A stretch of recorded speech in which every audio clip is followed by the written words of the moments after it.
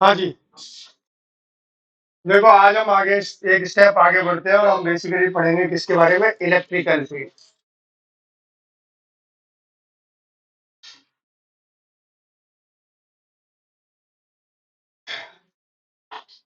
क्या होता है इलेक्ट्रिकल फील्ड? देखो जितने भी हमारे पास फिजिक्स में फोर्स है उनको ब्रॉडली हम दो कैटेगरी में मानते हैं, एक कांटेक्ट फोर्स और एक नॉन कांटेक्ट फोर्स। अबे वो तो ठीक है, ये कौन कौन से? कांटेक्ट और नॉन। ऐसे फोर्स जिसके लिए फिजिकल कांटेक्ट रिक्वायर्ड है, दो ऑब्जेक्ट जो एक दूसरे पर फोर्स लगा रहे हैं उनका फिजिकल कांटेक्ट रिक्वायर्ड है, उनको क्या कहते हैं? Contact force. ऐसे फोर्स जो जिसके लिए फिजिकल कांटेक्ट रिक्वायर्ड नहीं उनको नॉन कांटेक्ट। जैसे फ्रिक्शन, फ्रिक्शन कैसा फोर्स है? कांटेक्ट फोर्स है, ठीक है ना बेटा। फ्रिक्शन के लिए क्या रिक्वायर्ड है? कांटेक्ट रिक्वायर्ड, ठीक है। नॉर्मल जो हम पढ़ते हैं वो कैसा फोर्स है बेटा? Contact force, okay. ऐसे ही हम अगर बात करें ग्रेविटेशन फोर्स, तो हमने कहा जैसे ये अर्थ है और ये सन है, दोनों एक दूसरे को अट्रैक्ट कर रहे हैं। ये एक मास है, ये एक मास है, एक दूसरे को क्या कर रहे हैं बेटा? अट्रैक्ट कर रहे हैं। कैसा फोर्स है? Non contact force. अब दो चार्जेस हैं उनके बीच में जो फोर्स लग रहा है कैसा है? नॉन। तो जितने नॉन कांटेक्ट फोर्स होते हैं उनके लिए हम एक जर्नल थ्योरी डेवलप करते हैं जिसको हम फील्ड थ्योरी कहते हैं। क्या कहते हैं? Field theory. हम ये मानते हैं कि ऑब्जेक्ट अपने चारों तरफ क्या बनाता है? एक फील्ड बनाता है, और उस फील्ड में अगर कोई दूसरी चीज एंटर करती है तो उस पर वो अपना क्या लगाता है? फोर्स लगाता है। जैसे ग्रेविटेशन में हम कह चुके हैं कि अर्थ है, तो अर्थ अपने चारों तरफ एक फील्ड बनाती है, इसमें अगर कोई दूसरा मास आ जाएगा तो अर्थ का ग्रेविटेशन फोर्स इस पर लगता है ना। ये फील्ड क्या कहलाता था? Gravitational field. अब ऐसे ही हम कहेंगे कि हर चार्ज अपने चारों तरफ क्या बनाता है बेटा? एक फील्ड बनाता है। उस फील्ड में अगर कोई दूसरा चार्ज आ जाएगा तो उस पर इस चार्ज का क्या होगा? फोर्स फील होगा या फोर्स लगेगा। इसको अब हम क्या कहेंगे? Electrical field. क्या कहेंगे? Electrical field. तो जैसे हमारे पास ग्रेविटेशनल फील्ड था ऐसे ही अब क्या होगा बेटा? इलेक्ट्रिकल फील्ड हो। मैग्नेट में जाएंगे तो यही क्या बन जाएगा? मैग्नेटिक फील्ड बन जाएगा। ओके बेटा, तो बोलो इलेक्ट्रिकल फील्ड हमारे लिए क्या हुआ बेटा? Imaginary field around a charge in which if any other charge enters feels force due to it. Okay, ये क्या कहलाएगा बेटा? इमेजिनरी क्यों कहा? दिखाई नहीं देता कि लाल पीला ये फील्ड बना हुआ है चारों तरफ, कैसा है? इमेजिनरी, ठीक है। तो इलेक्ट्रिकल फील्ड क्या हुआ हमारे लिए? Imaginary field.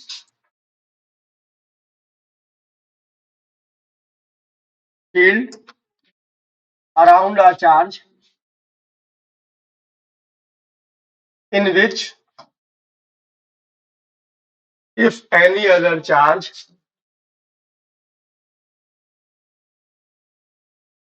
enters feels force due to it।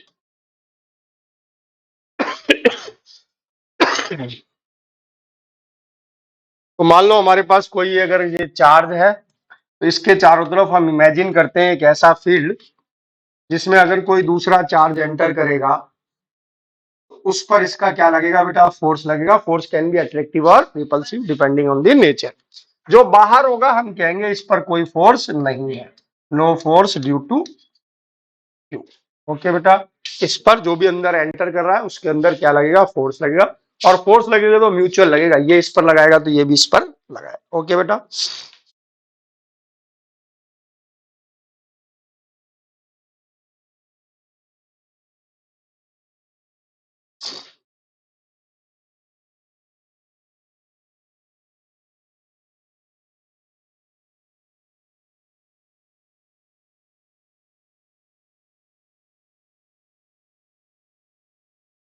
देख लिया बेटा। अब देखो इधर ध्यान से, जिस चार्ज का ये फील्ड है वो ये है कि ये है? क्यों है? इसको हम कहेंगे सोर्स चार्ज। क्या कहा करेंगे? सोर्स। जिसके फील्ड, जो फील्ड बना रहा है, जिसके फील्ड की हम बात कर रहे हैं, वो जिसने बनाया है उसको कहेंगे it is the source of this electrical field, यानी उसको क्या कहा करेंगे? Source charge.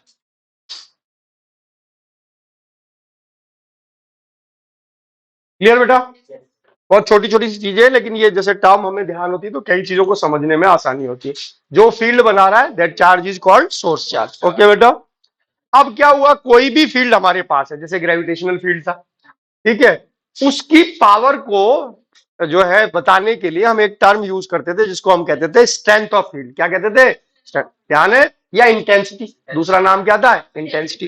तो कोई भी फील्ड जब बनता है तो उस फील्ड की पावर को एक्चुअल बताने के लिए किसी पॉइंट पर उसकी क्या पावर है, क्या उसकी है, उसके लिए एक टर्म यूज करते हैं दैट इज कॉल्ड स्ट्रेंथ और इंटेंसिटी ऑफ फील्ड, है ना बेटा। जैसे ग्रेविटेशन में हमने पढ़ी इंटेंसिटी ऑफ ग्रेविटेशनल फील्ड, अब हम यहां क्या पढ़ेंगे बेटा, intensity of electrical field, intensity of electrical field, intensity of electrical field, या कई बार इसको याद रखो स्ट्रेंथ भी कह देते हैं ना बेटा।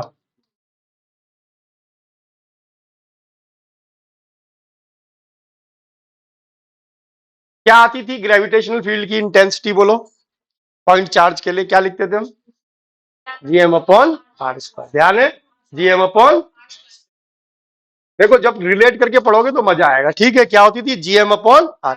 जैसे ये मेरा एक मास यहाँ रखा हुआ है और इसका ग्रेविटेशनल फील्ड है, तो यहाँ आर डिस्टेंस पर मैं जो लिखता था भाई स्ट्रेंथ जो होती थी वो क्या होती थी बेटा, GM upon are square. Okay बेटा, इसको कई बार हम स्मॉल जी से भी लिख देते थे, है ना।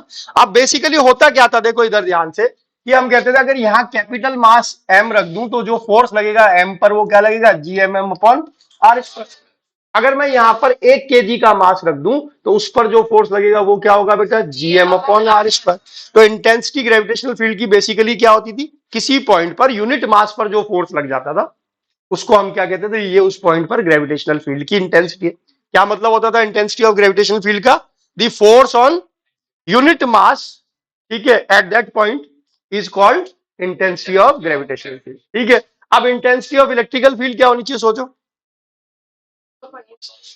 ऑन यूनिट चार्ज, ठीक है, at that point is intensity of electrical field. Clear ये चीज, वहां यूनिट मास था क्योंकि जो ग्रेविटेशनल फोर्स है वो मास के बीच में, यहाँ क्या होगा बेटा, यूनिट चार्ज होगा, ठीक है। तो हम कहेंगे जिस पॉइंट पर आपको इंटेंसिटी लिखनी है वहां पर यूनिट चार्ज पर जो फोर्स लग रहा है that will be the intensity of electrical field. अब समस्या ये हुई कि मास तो मास था, चार्ज तो दो है, एक पॉजिटिव है और एक क्या है, नेगेटिव, है ना बेटा। कैसा है, पॉजिटिव और नेगेटिव, है ना। मान लिया दोनों पर फोर्स सेम लगेगा मैग्नीट्यूड में, लेकिन डायरेक्शन तो बदल जाएगी। तो हमें एक को पकड़ना है, या तो हम पॉजिटिव लें या हम क्या लें, नेगेटिव। तो हमने किसको लिया, पॉजिटिव को, वी आर वेरी पॉजिटिव, तो हमने किसको लिया, पॉजिटिव को, ठीक है। तो अब हमने थोड़ा सा मॉडिफाई किया डेफिनेशन को, क्या लिखा हमने, the force on unit positive charge at that point is called intensity of electrical field. Clear बेटा डेफिनेशन, तो रटना कुछ भी नहीं है, बेसिकली क्या है बेटा, किसी point per unit positive charge पर जो फोर्स लग रहा है वो उस पॉइंट पर क्या कहलाती है बेटा, इंटेंसिटी ऑफ इलेक्ट्रिकल फील्ड। लिख दे, ठीक है। तो क्या होगा, the force on unit positive charge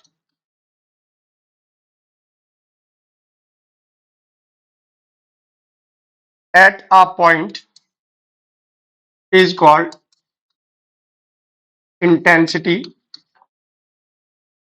of electrical field।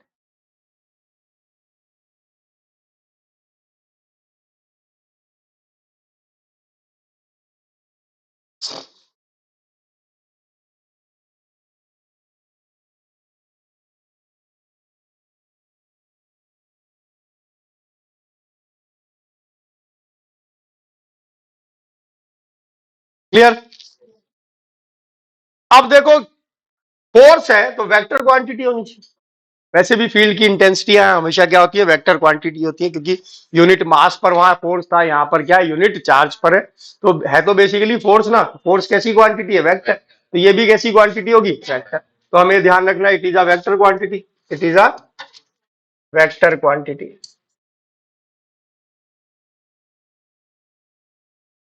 अब इसकी डायरेक्शन अगर हम प्रिडिक्ट करें कि भी डायरेक्शन क्या होगी, तो देखो इधर ध्यान से सोच के बताना। ये मेरे पास एक पॉजिटिव चार्ज रखा हुआ है क्यू, ये इसका इलेक्ट्रिकल फील्ड है, ठीक है बेटा। यहां मैंने यूनिट पॉजिटिव चार्ज रखा, तो बोलो उस पर फोर्स किधर लग रहा होगा, रिपल से लग रहा होगा। चलिए इस पॉइंट पर हमारे पे जो फोर्स लगा वो ऐसे लगा, तो क्या यहाँ पर इलेक्ट्रिकल फील्ड की डायरेक्शन ऐसे होनी चाहिए बेटा, यहां रखूं तो क्या होनी चाहिए, ऐसे, यहां रखूं तो कैसी होनी चाहिए, ऐसे। तो मैं क्या ये कह सकता हूं कि अगर मेरा सोर्स चार्ज पॉजिटिव है तो इलेक्ट्रिकल फील्ड की डायरेक्शन हमेशा अवे फ्रॉम दी चार्ज होगी, क्या होगी, away from the charge. Okay. अब मैंने कहा मान लो यहां पर मैंने नेगेटिव रख रखा है, इसके इलेक्ट्रिकल फील्ड की बात कर लेते हैं। बोलो यहाँ पॉजिटिव चार्ज रखूंगा तो क्या होगा, ऐसे, यहाँ रखूंगा ऐसे, यहाँ रखूंगा ऐसे, है ना बेटा। तो डायरेक्शन बिल्कुल सिंपल सी, कि अगर सोर्स चार्ज पॉजिटिव है तो हमेशा क्या लेंगे, अवे, और अगर सोर्स चार्ज नेगेटिव है तो क्या लेंगे, टुवर्ड्स। जैसे ये एक नेगेटिव चार्ज यहाँ रखा हुआ, यहाँ पूछू बता इलेक्ट्रिकल फील्ड की क्या डायरेक्शन है, तो आप बताओगे ऐसे, यहाँ कैसे एस, अगर ये पॉजिटिव है पूछू यहाँ क्या है तो कैसा होगा अवे, यहाँ बताओगे कैसे जा रही है आगे। ठीक है, तो सोर्स चार्ज पॉजिटिव है तो हमेशा अवे, सोर्स चार्ज नेगेटिव है तो हमेशा टुवर्ड्स। तो पॉजिटिव चार्ज के लिए अवे, नेगेटिव चार्ज के लिए टुवर्ड्स, ये इसकी डायरेक्शन होगी। Direction is away for positive charge and towards for negative charge.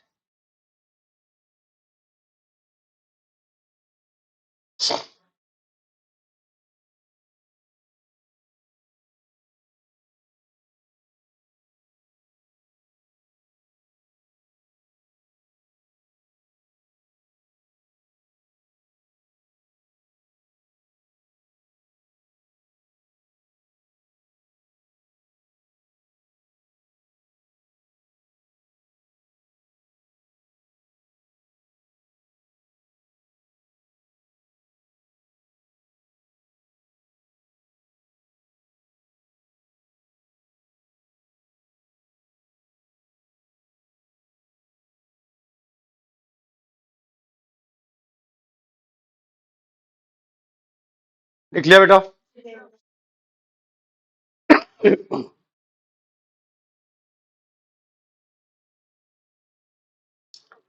अब 1 मिनट के लिए इधर देखेंगे, अगर लिख लिया तो मान लो हमारे पास यहाँ एक इलेक्ट्रिकल फील्ड में ये एक पॉइंट है जिस पर हम इलेक्ट्रिकल फील्ड की इंटेंसिटी निकालना चाहते हैं, तो हमें यहाँ क्या रखना चाहिए? +1 कूलाम चार्ज। भाई क्या रखना चाहिए? यूनिट पॉजिटिव चार्ज, यानी क्या रखना चाहिए? +1 coulomb.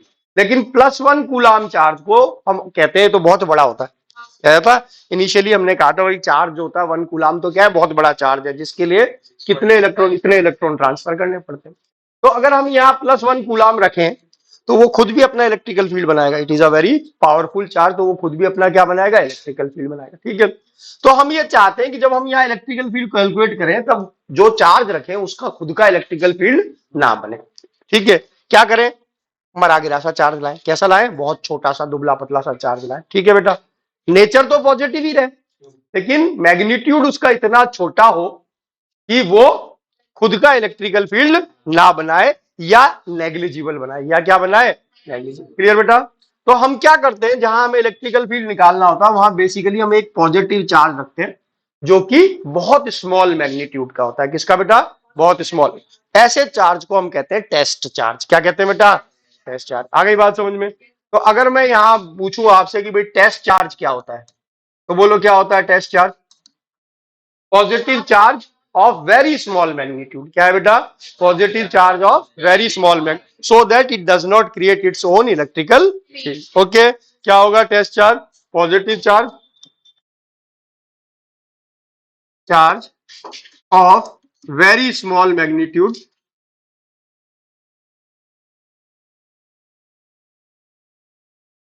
so that it does not create its own electrical field।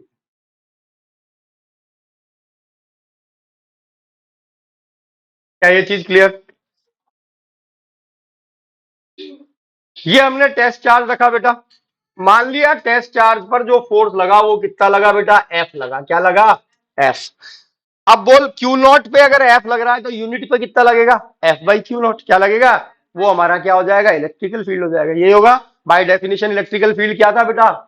Force on unit positive charge. Q not पर कितना फोर्स मान रहा हूं मैं? एफ। तो यूनिट पर कितना लगेगा बेटा? F/Q0। ओके, तो जो इलेक्ट्रिकल फील्ड होगा वो क्या होगा बेटा? E will be equal to F/Q0। ये होगा। अब Q0 बहुत छोटा है, ये रिप्रेजेंट करने के लिए हम यहां पर एक स्टेटमेंट लिख देते हैं, limit of Q0 is tending towards to 0। क्या बता रहा है ये? कि Q0 इतना छोटा है कि उसका मैग्नीट्यूड तो 0 के आसपास है। किसके आसपास है? 0। कि उसकी limit it is tending towards the 0। Okay बेटा, तो ये हमारा इलेक्ट्रिकल फील्ड का लिखने का तरीका हो जाता है। E will be equal to F upon Q0, where Q0 is the test charge. Limit of Q0 is tending towards to 0.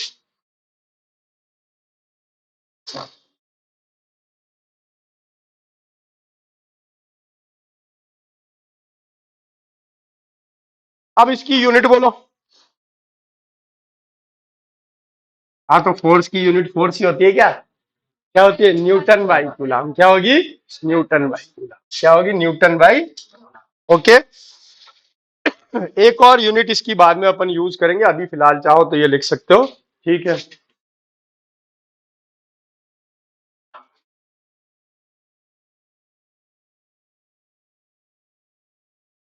बाद में हम इसकी एक और यूनिट बनाएंगे।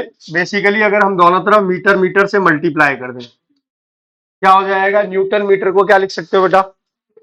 जूल। अरे लिख सकते हो ना। और जूल बटा कूलाम को हम वोल्ट लिख देते हैं। क्या लिख देते हैं? वोल्ट। तो बेसिकली इसकी एक और यूनिट होगी, थोड़ी देर बाद जब हम पोटेंशियल पढ़ेंगे तब समझेंगे इसको।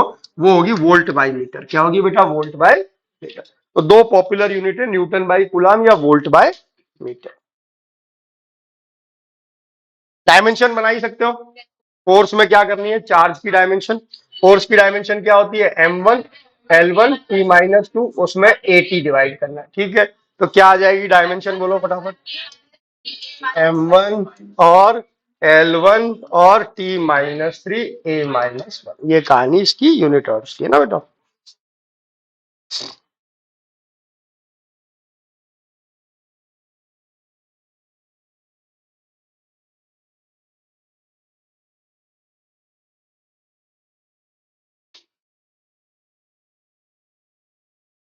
लिख लिया?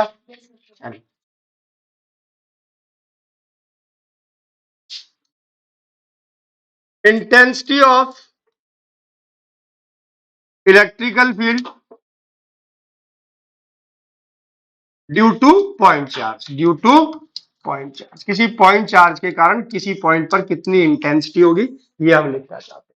तो मान लिया हमारे पास, एक मिनट के लिए इधर देख लो, ये एक पॉइंट चार्ज है, खुद का इलेक्ट्रिकल फील्ड बना रहा है। मान लिया इससे आर डिस्टेंस पर कोई पॉइंट है जहां पर इलेक्ट्रिकल फील्ड की इंटेंसिटी पता करनी।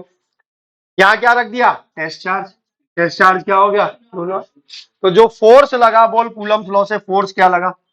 के Q Q not upon are square. Clear ये चीज? K Q Q not upon are square. K Q Q not upon are square. फिर हमने कहा इंटेंसिटी यानी एफ बाई क्यू नॉट। अरे ये होनी चाहिए इंटेंसिटी। क्या आ गई बोल? K Q Q not upon are square divided by q naught. Q naught से क्यू नॉट कैंसिल।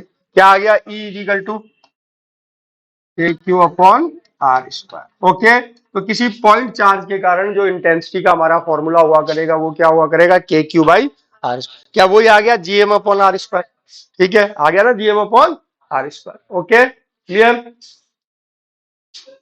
के Q upon are square. Direction निकालने में कभी कोई कष्ट नहीं होगा। ये अगर पॉजिटिव है तो डायरेक्शन आगे, ये नेगेटिव होगा तो डायरेक्शन होगा। ठीक है बेटा।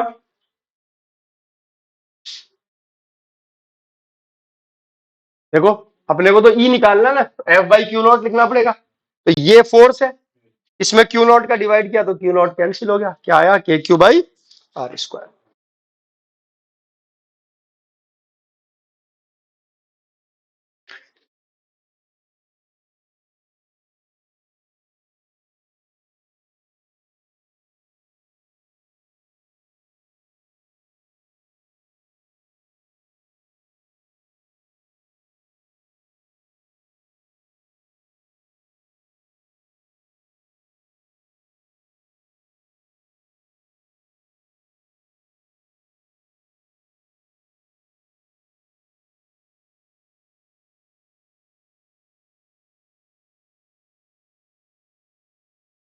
लिख लिया?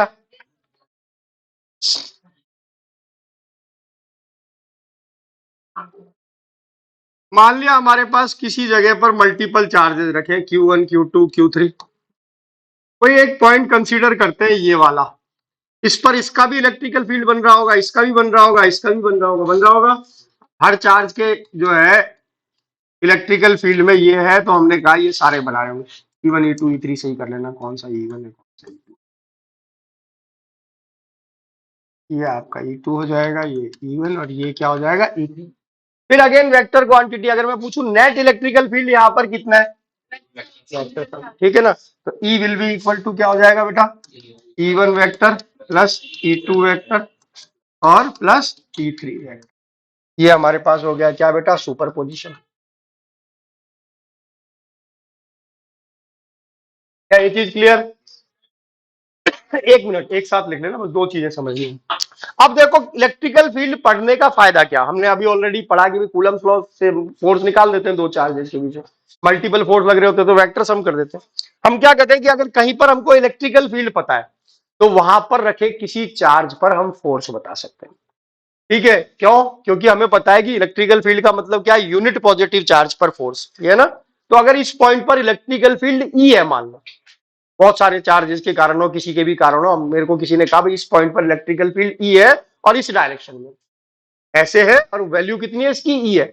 यहां पर अगर मैं क्यू चार्ज रखूं और वो क्यू पॉजिटिव हो तो इस पर फोर्स कितना लगेगा, क्यू ई लगेगा, क्योंकि यूनिट पर कितना लग रहा है, ई, तो क्यू पर कितना लगेगा, क्यू ई। अगर पॉजिटिव होगा तो इसी डायरेक्शन में लगेगा, अगर नेगेटिव होगा तो इसके क्या लगेगा, अपोजिट लगेगा। तो इलेक्ट्रिकल फील्ड पता करने से हमें एक ही फायदा होता है कि हम उस पॉइंट पर क्या लिख सकते हैं बेटा, फोर्स ऑन एनी चार्ज लिख सकते हैं। ठीक है, क्या होगा force on any charge, Q E होगा। क्या होगा, क्यू ई। अगर पॉजिटिव है रखा जाने वाला चार्ज तो इन दी डायरेक्शन ऑफ फील्ड होगा, और अगर नेगेटिव है तो अपोजिट टू दी फील्ड होगा। क्या ये चीज क्लियर बेटा? तो बस यही इलेक्ट्रिकल फील्ड की इंपॉर्टेंस हो जाती है। देखो, force on any charge in electrical field, in electrical field. मान लो हमारे पास किसी पॉइंट पर इलेक्ट्रिकल फील्ड जो है वो ई है और यहां हमने कोई कैपिटल क्यू चार्ज रखा, तो बोलो इस पर कैपिटल क्यू पर जो फोर्स लग रहा होगा वो क्या लग रहा होगा बेटा, क्यू ई लग रहा होगा, यही होगा। ठीक है, अगर हम कहें पॉजिटिव है तो देखो इन दी डायरेक्शन होगा, क्यू नेगेटिव है तो क्या होगा, अपोजिट होगा। ओके, क्या होगा, फोर्स तो हमेशा ही क्यू ही लगेगा, डायरेक्शन कैसे डिसाइड होगी कि ये पॉजिटिव है कि नेगेटिव। पॉजिटिव है तो इन दी डायरेक्शन ऑफ फील्ड लगेगा, और अगर नेगेटिव है तो अपोजिट टू दी फील्ड लगेगा। ठीक है, तो ये चीज ध्यान रखना कि इलेक्ट्रिकल फील्ड से हम ये कैलकुलेट कर सकते हैं और हम कहेंगे force on positive charge in direction of field,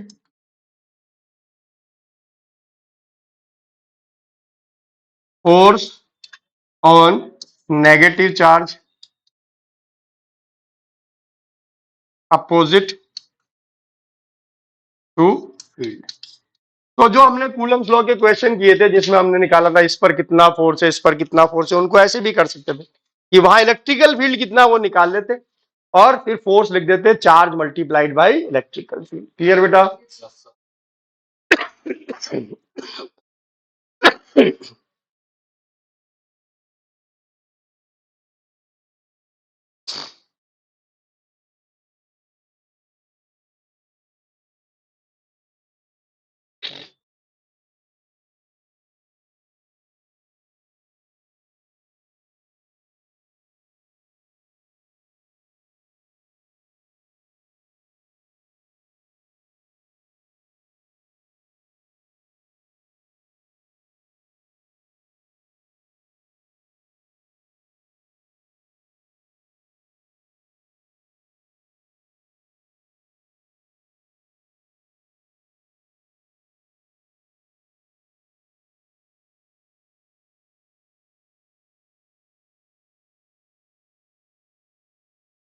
क्या सबने लिख लिया?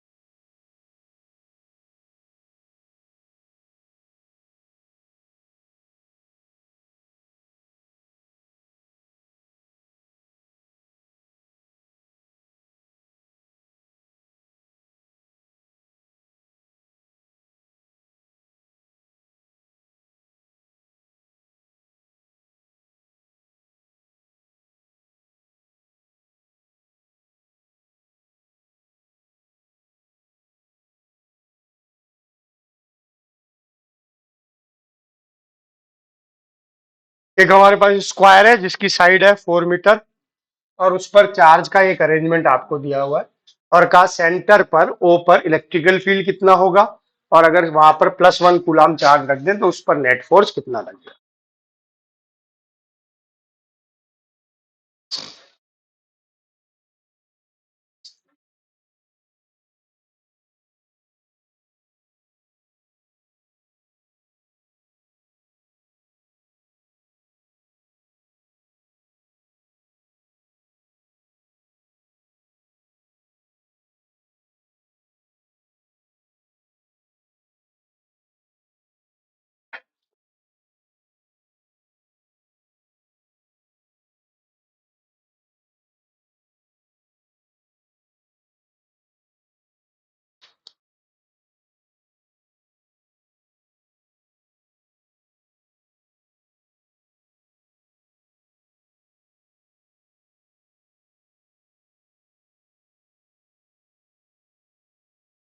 इसको +3 कर लो तो कैलकुलेशन थोड़ी आपकी आसान हो जाएगी। ठीक है, तो +3 कर लो।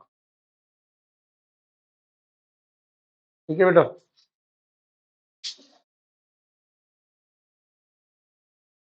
बोलो।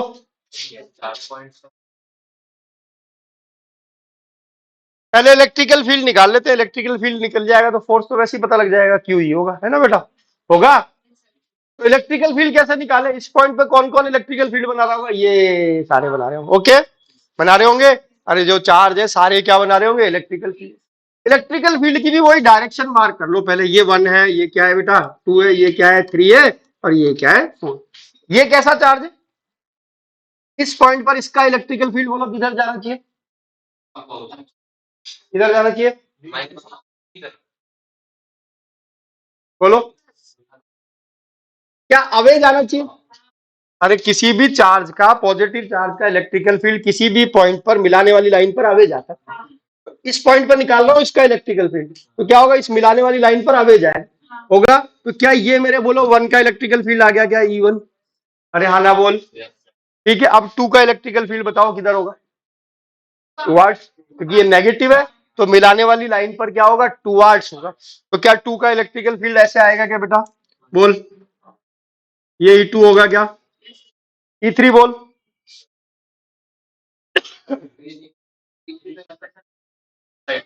चार्ज की तरफ मिलाने वाली लाइन पर टुवर्ड्स, यही होगा, यानी E3 ऐसे आएगा, यही होगा E3, ओके। E4 बोल, ये आएगा, ये E4 होगा। तो क्या सबकी डायरेक्शन आ गई, बोलो क्लियर।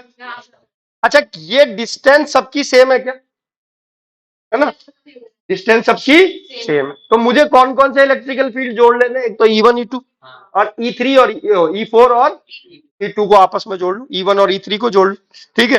तो सोचो इलेक्ट्रिकल फील्ड का फॉर्मूला क्या होता है पॉइंट चार्ज का, KQ/R²।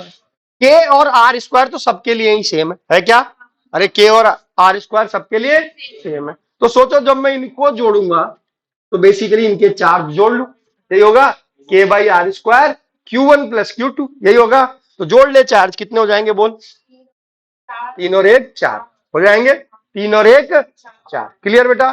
तो अगर मैं 1 और 3 का इक्विवेलेंट इलेक्ट्रिकल फील्ड लिखूं तो वो क्या होगा बेटा, बोल, 4 हो गया, ये क्या हो जाएगा 4K/ डिस्टेंस का स्क्वायर, डिस्टेंस कितनी है बोल, डिस्टेंस कौन सी होगी बोलो, ये, यही तो होगी डिस्टेंस, बोल क्या होगी ये डिस्टेंस,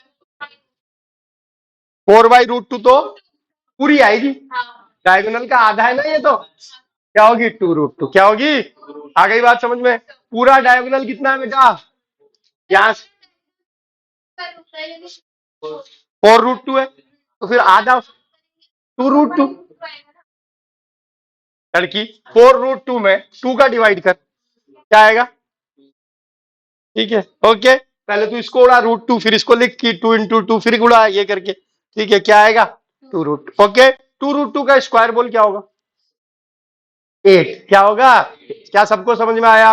अरे 2√2 का स्क्वायर क्या होता है बेटा, 8 होता है ना, तो इसके नीचे क्या लिख दूं 8, क्या बन गया बोल, K/2, ओके। इन दोनों का रिजल्टेंट ये मेरा आया, और इन दोनों का रिजल्टेंट बेसिकली इसी डायरेक्शन में आएगा, ओके। अब नीचे वालों का बोल क्या आएगा रिजल्टेंट, ये भी चार्ज 4K हो गए, है ना, वही आएगा, अरे सेम आएगा, ठीक है। तो E कौन कौन से को जोड़ दिया आपकी बार हमने? 2 और 4 को, कितना आया 4k/8, यानी ये भी कितना आ गया k/2। ओके, अब बोल इनके बीच में एंगल कितना आ गया जो, ठीक है, ये हमारे पास आ गया, ये 1 और 3 का इक्विवेलेंट था और ये किसका था, इनके बीच में एंगल कितना है 90 डिग्री। इक्वल वेक्टर 90 डिग्री पे बोल क्या हो जाना चाहिए रिजल्ट, √2 टाइम्स हो जाना चाहिए। क्या बन जाएगा बोल, net electrical field E net will be equal to क्या होगा बेटा, √2 k/, यही होना चाहिए। क्या आ जाएगा k/√2, किस डायरेक्शन में बोल, बाइसेक्टर, यानी किस पर आएगा बाइसेक्टर आपका, क्या होगा, ये आपका ई नेट की डायरेक्शन आएगी, यही आएगी। बाइसेक्टर मतलब क्या होगी, ई नेट की डायरेक्शन यही होगी, 90 डिग्री को बाइसेक्ट कर दिया। अब सोच, यहाँ +1 कूलम चार्ज रखूंगा तो उस पर कितना फोर्स लगेगा, क्यूई, क्यूई यानी इसको किससे मल्टीप्लाई कर दूं, 1 से। तो मैंने लिखा F will be equal to क्या होगा, 1 इंटू k√2, कितना बेटा, k√2 न्यूटन। क्लियर बेटा। अगर ये -1 होता तो क्या होता, फोर्स तो इतना ही लगता, लेकिन डायरेक्शन इधर लगता, डायरेक्शन क्या हो जाती है अपोजिट। अगर ये 2 कूलम पॉजिटिव होता तो क्या लगता बेटा, 2 इंटू k/√2 लगता। अगर नेगेटिव 2 कूलम होता तो फोर्स तो इतना ही लगता, लेकिन डायरेक्शन किधर हो जाती है, अपोजिट हो जाती। ओके बेटा, क्लियर।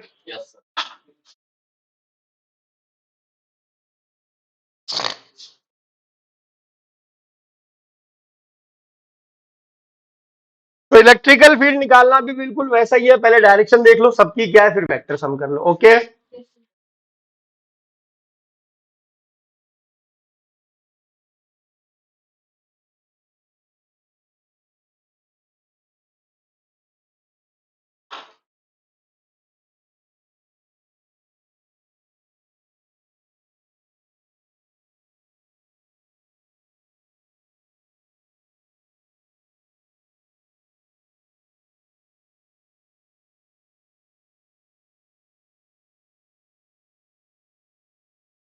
वेक्टर में कौन कौन ऐसा मानता है अपने आप को कि मैं चैंपियन हूं, ठीक है, मुझे आता है वेक्टर डालना।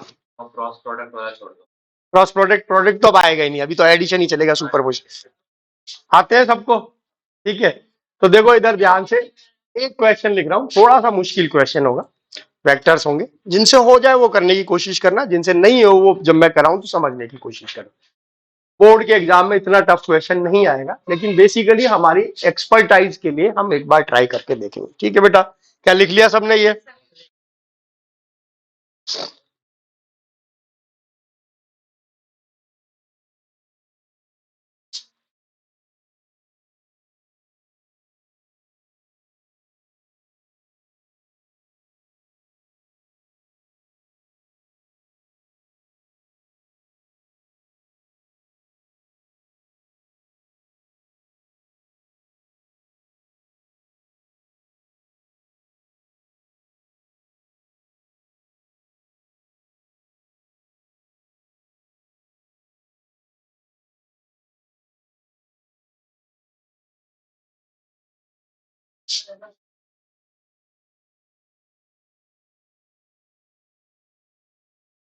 हाँ जी लिख लिया, चलो।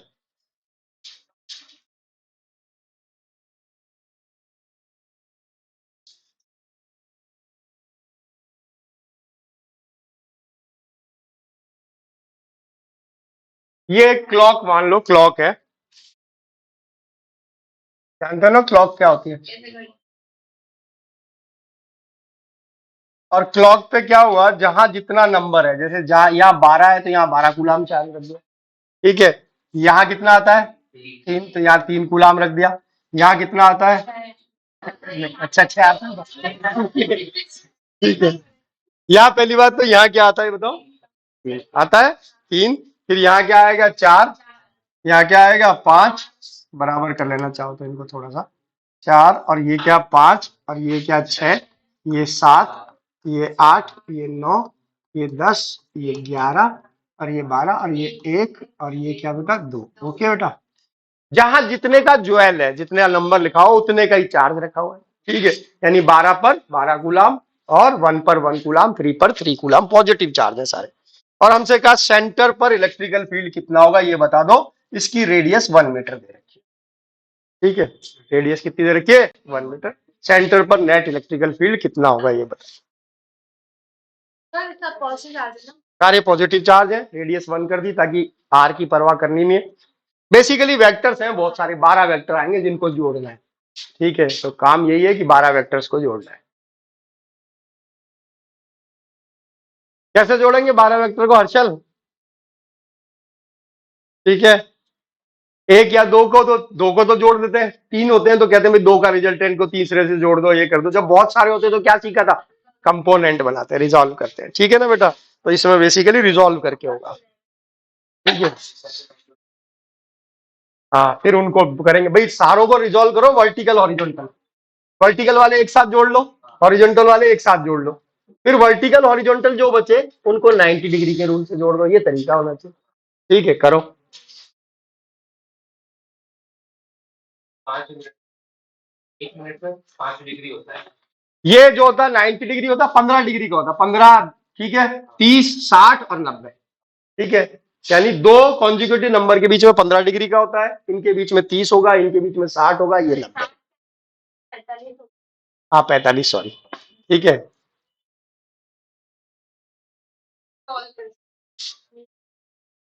भाई टोटल 12 को 360 को डिवाइड कर लो, कितना आएगा? 30 डिग्री का एंगल आएगा। तो 30 कितना, पहला कितना होगा भाई? पूरे 12 नंबर है ना ये, है ना? और एंगल कितने का है? 360 का। इक्वली डिवाइडेड है, तो क्या होगा बेटा? हाँ बेटा, ख्याल तो बस इस एक क्लास के बाद फ्री हूँ। कितने बजे से? आप एक काम करो, 10:30 बजे आ जाओ दोबारा घूमते हुए। ठीक है, क्या?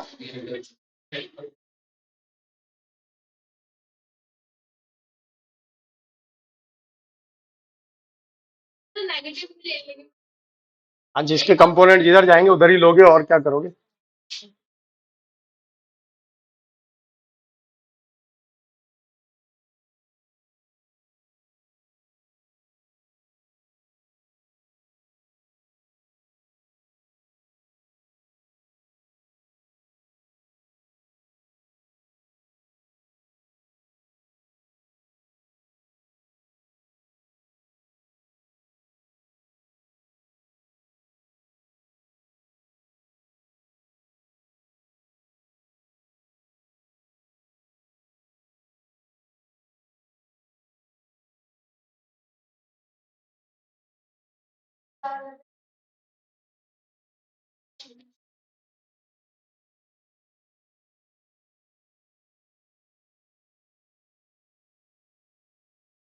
अरे एंगल में कुछ कष्ट नहीं है, ये 30 है यार। ठीक है, ये 60 है। ठीक है, और ये पूरा 90। ठीक है, फिर यहां से देखोगे तो ये क्या होगा? 30। ठीक है, ये क्या होगा? 60। और ये पूरा क्या होगा? 90। ऐसे डिवाइड होती है घड़ी, है ना? ठीक है, ऐसे कर सकते हैं, जैसे 10 का और 2 का साथ में कर सकते हो।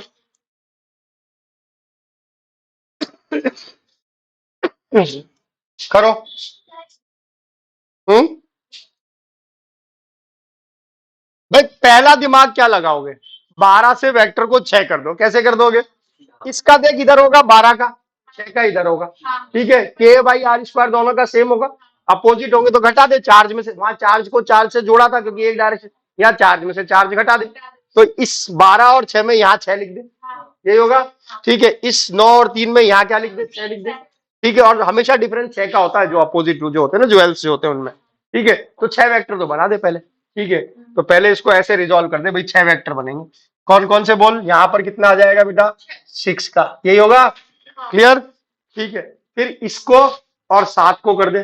ठीक है, कितना? 6। तो यहाँ पर एक 6 का आ गया। ठीक है, फिर यहाँ पर एक किसने का आ जाएगा? 6 का। ठीक है, और फिर यहाँ पर एक कितने का आ जाएगा? 6 का। यही होगा। ये एंगल तेरे को पता है कितना है बेटा? 30। ये एंगल तेरे को पता है कितना है? 60 डिग्री। ऐसा ही कुछ इधर हो जाएगा, होगा। 11 में से क्या चला जाएगा बेटा? 5, तो 6। तो यहाँ पर भी ऐसे ही कर दे, इधर येलो से कर देते हैं, कर लोगे ना? 6 कूलाम। और ये भी कितना बेटा? 6 कूलाम। और ये भी कितना? ये तो हो ही गया था ना बस। ठीक है, हो गए। 1 2 3 4 5 6 हो गए टोटल। ठीक है, बस ये है हमारे पास। अब इन वेक्टर का जोड़ निकालिए।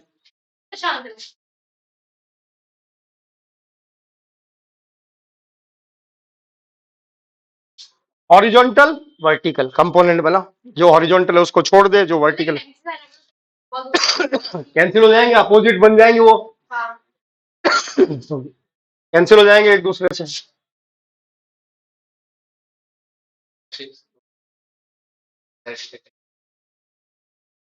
ये और ये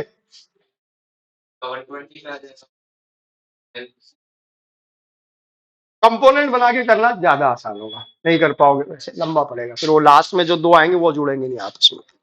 कंपोनेंट बनाओ वो ज्यादा बेटर होगा।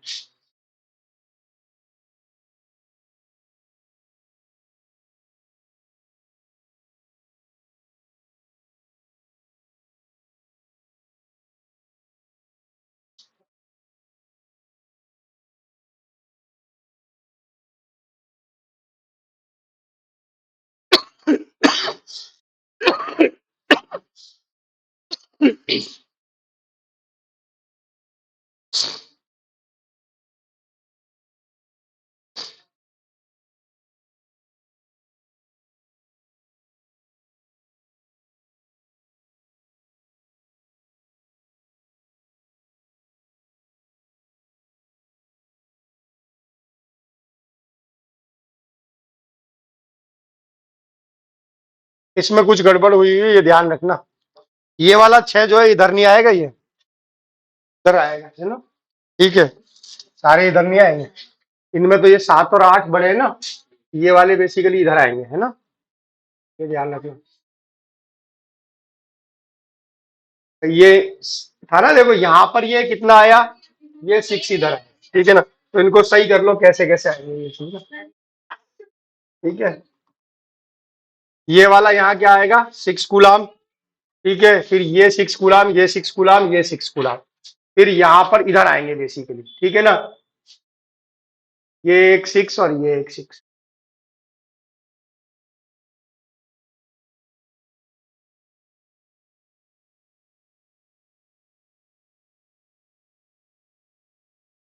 ये वाला इधर आएगा बेसिकली 6 कूलाम, और ये वाला इधर आएगा, हालांकि उससे ज्यादा फर्क नहीं पड़ता, डायरेक्शन ही बदलेगी।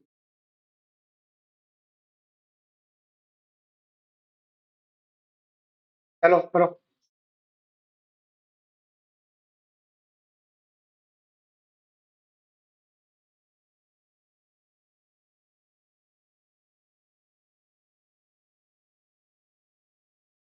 से आपके उसमें आंसर में कोई फर्क नहीं पड़ता, अगर आपने पहले वाला डायग्राम बना रखा तो कर सकते हो, बेसिकली ये तो अपनी घड़ी के अरेंजमेंट के हिसाब से डायरेक्शन होगी।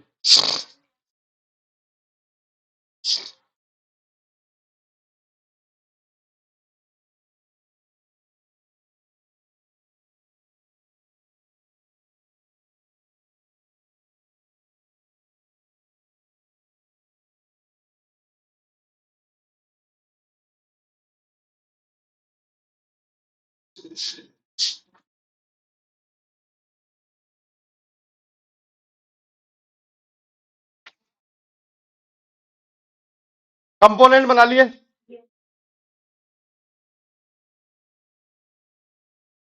देख इसको रिजॉल्व करने की जरूरत नहीं है, इसको रिजॉल्व करेंगे, ये एंगल कितने का है 60 डिग्री का, ठीक है, तो यहाँ कितना आएगा बोल 6 cos 60 डिग्री, यानी cos 60 को क्या लिख देंगे 1/2, तो कितना आ जाएगा 3, क्लियर? तो यहाँ 3, इसका वर्टिकल भी बना दे साथ के साथ, यहाँ आएगा वर्टिकल कंपोनेंट कितना आएगा बोल 6 sin 60, sin 60 यानी √3/2, यानी 3 2√3, कितना आएगा 2√, अरे सही ना भाई, 6 sin 30 में ये करोगे क्या, बोल क्या आएगा, ठीक है, तो क्या आएगा 3√3, ओके, आ गई बात समझ में? चल अब इसका बोल, ये वाले का,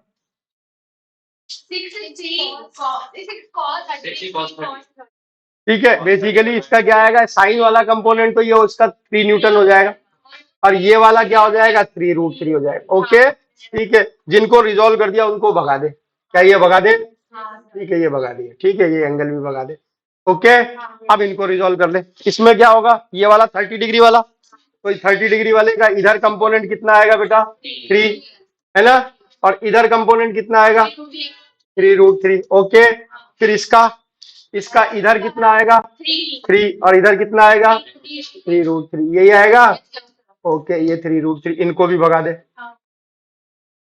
ओके, अब देख क्या बचा हमारे पास, ये 3√3, ये 3, ये 3√3, ये 3, ये क्या कैंसिल हो गए क्या, ठीक है, अंडू करके इनको कैंसिल वाला, ठीक है, ये हो गया, ये और ये कैंसिल हो गए। तो इस डायरेक्शन में तो नेट फोर्स तेरा क्या बचा, 6 KQ/R, ठीक है, KQ/R² था ना, तो 6K बचेगा, क्या बचेगा, ओके, क्या बचेगा, 6K, क्योंकि R की वैल्यू क्या है, 1, ठीक है। चल अब यहां बोल, यहाँ क्या हो गया, ये सारे जुड़ जाएंगे, क्या हो जाएगा, बोलो, 3 और 3 6, 6 और 6 12, 12 और ये कितना, 6√3, तो क्या बन जाएगा, 12 प्लस 6√3, ये होगा। ओके, इन दोनों को 90 डिग्री पर जोड़ दे, इसमें भी क्या होगा, मल्टीप्लाई, ठीक है, वो हमारा रिजल्टेंट फोर्स हो जाएगा। ओके बेटा, क्लियर, इसका कौन सा बेटा, आपने ऐसे ये लिए नहीं, सर्कल के डैश ऐसे, तो ऐसे, ये वाला किसकी बात कर रही है तू बेटा, ऐसे मतलब ऐसे और ऐसे करते हैं, हम तो सिंपल सी ये हिसाब कहते हैं कि ये एंगल अगर थीटा है तो इसका एक कंपोनेंट ये, एक कंपोनेंट ये, तो हमने पहले इसको रिजॉल्व किया, ठीक है, इसका एक कंपोनेंट इधर, एक कंपोनेंट इधर आ गया, इसको रिजॉल्व किया, इसका एक कंपोनेंट ये, एक कंपोनेंट ये आ गया, फिर यहाँ जो हमारे थे उनको रिजॉल्व किया इस लाइन पर। लेकिन आपके पास डायरेक्शन भी 30 डिग्री से एंगल भाई, हमारे पास कुल मिला के ये कहानी थी, एक हमारे पास ये था, एक हमारे पास ये था, एक हमारे पास ये था, और एक हमारे पास ये था, इसको F मान, ये एंगल 30 डिग्री है, इसके कंपोनेंट क्या आएंगे, F cos 30, F sin 30, इसको मान तू F1, इसका क्या आएगा, F1 cos 60 और F2 cos 60, हो गया इन दोनों का रिजॉल्व। अब ये 30 और ये 60, इसको इस लाइन पर रिजॉल्व कर ले, तो हॉरिजॉन्टल कंपोनेंट इधर आ जाएंगे, वर्टिकल इधर आएंगे, ठीक है बेटा, ओके, ठीक है, आ गई बात समझ में। अब ये दो 90 डिग्री पर आएंगे तेरे, तो 90 डिग्री वालों को क्या करते हैं, स्क्वायर करके जोड़ लेते हैं, ठीक है, कर लोगे, ठीक है। तो बेसिकली सवाल को हम ना तो हम कंपटीशन में आने लायक मानते, ना हम यहाँ मानते, ठीक है, कंपटीशन में क्यों नहीं आएगा, तो कैलकुलेशन बहुत लंबी है, ठीक है, और बोर्ड में क्यों नहीं आएगा, खतरनाक है। लेकिन इससे फायदा क्या होता है कि अगर हमने इसको कर लिया तो हमें पता है कितने भी वेक्टर दे दे, रिजॉल्व करने में हमें कोई दिक्कत नहीं, क्लियर बेटा, इसलिए ध्यान रखना होता है। ओके, आई बात समझ में, कि मल्टीपल वेक्टर्स को जोड़ने का तरीका हमारा क्या हुआ करेगा, बेसिकली रिजॉल्व करो, क्या करो, रिजॉल्व करके हॉरिजॉन्टल और वर्टिकल कर लो सबको, क्या कर लो, हॉरिजॉन्टल और हॉरिजॉन्टल डायरेक्शन का फोर्स निकाल लो, वर्टिकल डायरेक्शन का निकाल लो, दोनों को क्या कर लो, 90 डिग्री के रूल से जोड़ लो, क्लियर।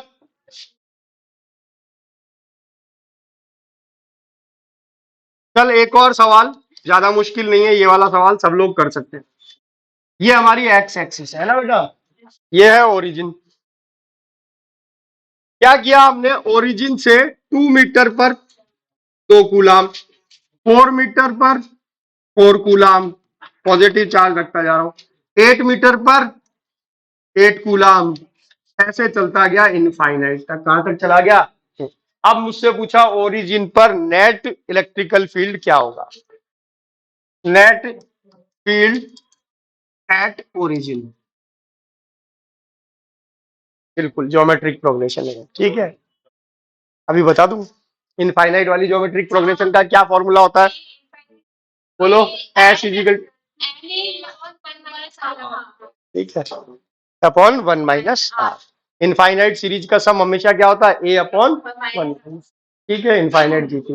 देख क्या ये इनफाइनाइट जीपी बन रही है क्या, हाँ, देख सबके फोर्स एक डायरेक्शन में होंगे, भाई सारे पॉजिटिव चार्ज है तो सबके इलेक्ट्रिकल फोल्ड क्या अवे जाएंगे, क्या बोल, ठीक है, पहले का इलेक्ट्रिकल फील्ड यहाँ पर बेटा क्या होगा, KQ/R², तो के चार्ज कितना है बेटा, 2 और 4, है ना, ठीक है, तो ये 4, ये क्या आ गया हमारे पास, E1 आ गया, ठीक है, क्या बन गया बोल, K/2 बन गया, E2 निकाल, क्या होगा, E2 will be equal to क्या होगा, K 4/4 का स्क्वायर, ठीक है, क्या बन गया बेटा, K/4। ठीक है, ओके। K3 निकाल।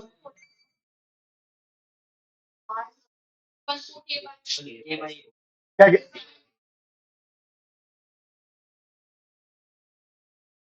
हाँ, तो अभी तो पहले तो इंडिविजुअल तो लिख ले, फिर अपन नेट जोड़ेंगे। क्या E2 ही आया, क्या E3 बोल, क्या होगा, 8 × 8 यही होगा। ये हो गया, क्या बन गया, K/8। ठीक है, अब हमने देखा यार ये तो पैटर्न आ रहा है, आ रहा है।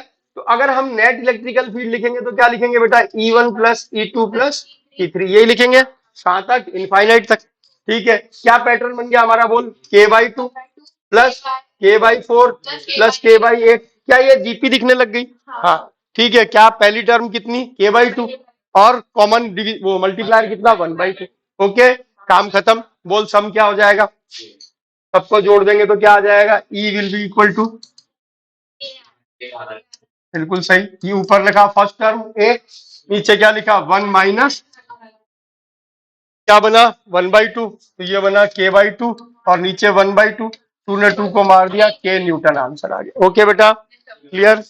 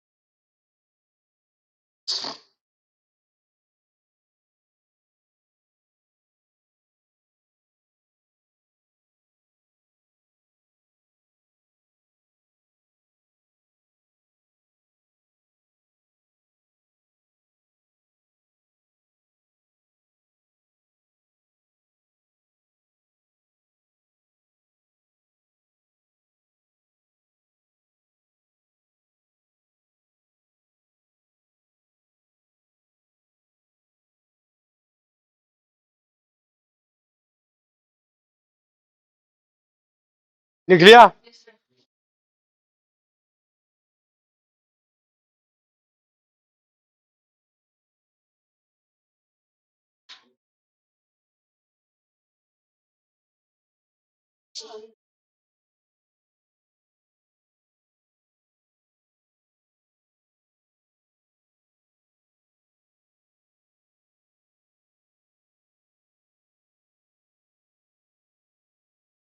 छोटा सा एक concept, electrical field lines, electrical field lines.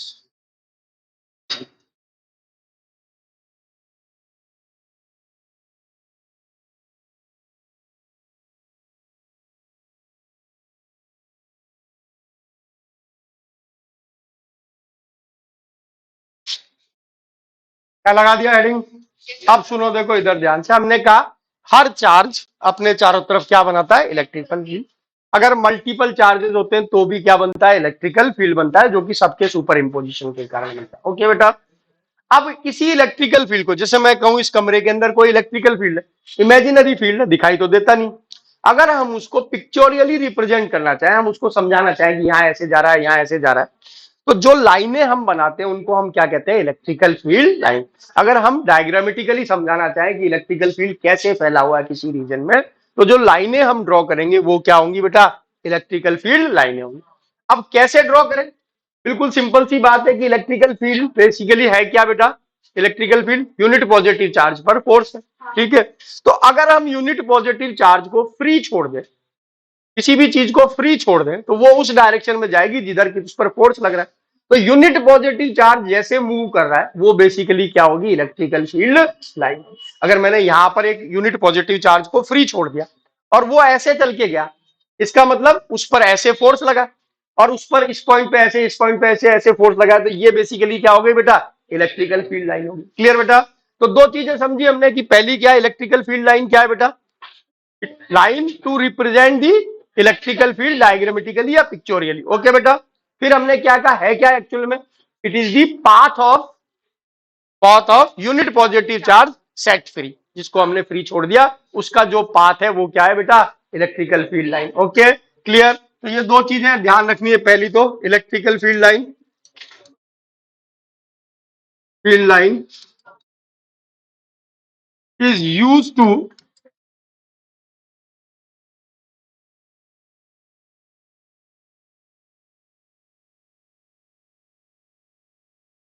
Pictorially. कहीं पर अगर हमें इलेक्ट्रिकल फील्ड का वो दिखाना है कि कैसे फैला हुआ है, पिक्चोरियली रिप्रेजेंट करना है, तो जो लाइनें हम ड्रॉ करेंगे वो क्या कहलाएगी, इलेक्ट्रिकल फील्ड लाइन कहलाएगी। और एक्चुअल में इलेक्ट्रिकल फील्ड लाइन क्या है, electrical field line is path of unit positive charge set free, जिसको हमने फ्री छोड़ दिया, वो जैसे मूव करेगा वो बेसिकली क्या होगी, इलेक्ट्रिकल फील्ड लाइन होगी।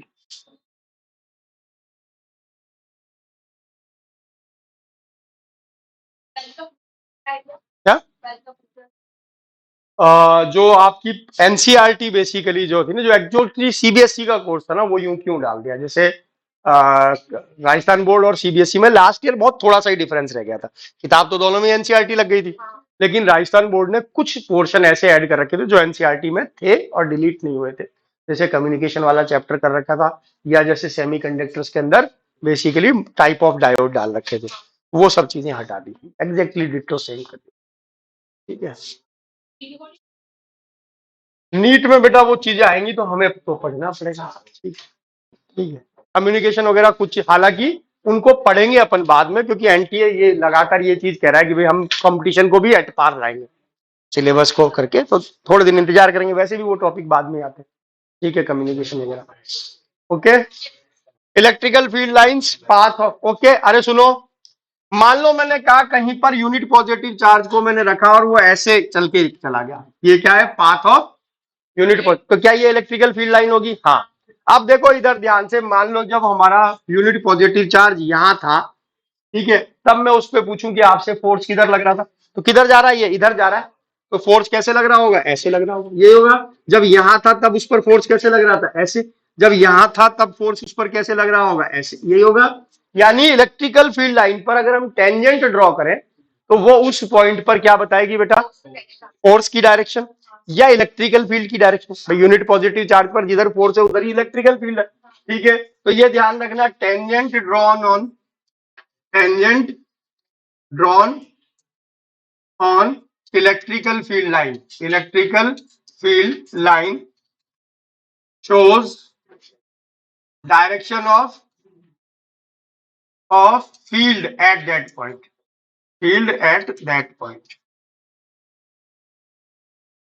इलेक्ट्रिकल फील्ड लाइन पर जो हमने टेंजेंट ड्रॉ की वो बेसिकली उस पॉइंट पर फील्ड की क्या बताएगी, डायरेक्शन बताएगी। क्लियर बेटा,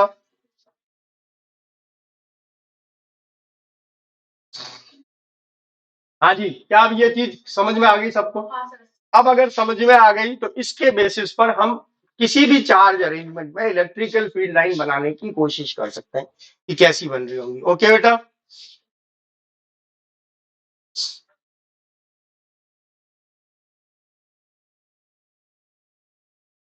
मान लो मैंने आपको कहा कि एक स्टैंड अलोन पॉजिटिव चार्ज है, कैसा चार्ज है बेटा, स्टैंड अलोन पॉजिटिव, या नीचे लिख देंगे हेडिंग बाद में। ठीक है, इसकी इलेक्ट्रिकल फील्ड लाइनें कैसी होंगी, तो हमें क्या करना है, बेसिकली ये सोचना है कि एक पॉजिटिव चार्ज को छोड़ दे तो वो कैसे चल के जाए।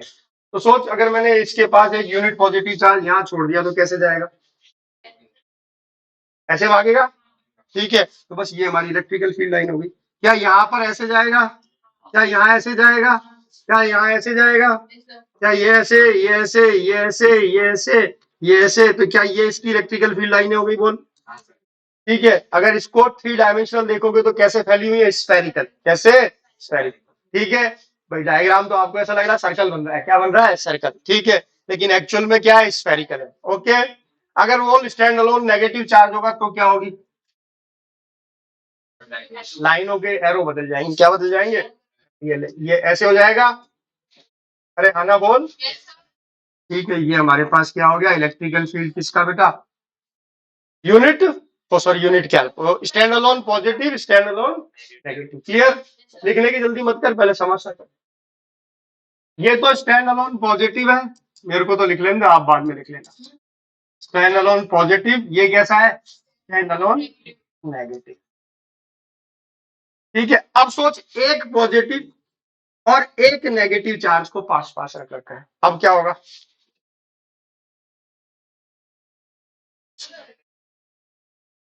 कुछ क्यों नहीं होगा, यही बता दो, समझा दो। तो लगाते रहे हम, तो इनको तो बांध के रख रखा है हमने, ले पकड़। ठीक है, उससे क्या है, वो तो दुनिया में सारे ही चार्ज लगाते हैं, फिर तो इलेक्ट्रिकल फील्ड बनने नहीं चाहिए थे, चार्ज तो सब एक दूसरे पे फोर्स बनाते।